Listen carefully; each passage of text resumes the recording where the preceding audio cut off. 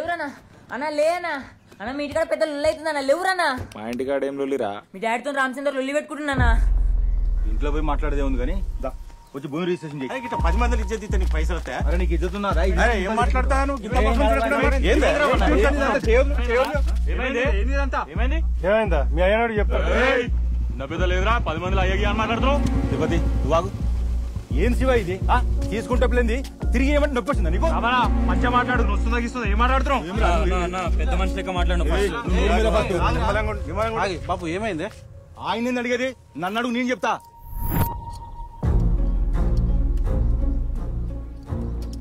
ఏం శివ పేపర్లు పట్టుకొని తిరుగుతున్నావు? అంత అవసరం ఏమొచ్చింది? అరే చూస్తుంటే బాగా అలసిపోయినట్టున్నావు. దా లోపలికి వచ్చి ఛాయ్ తాగిపోదురా రాదు?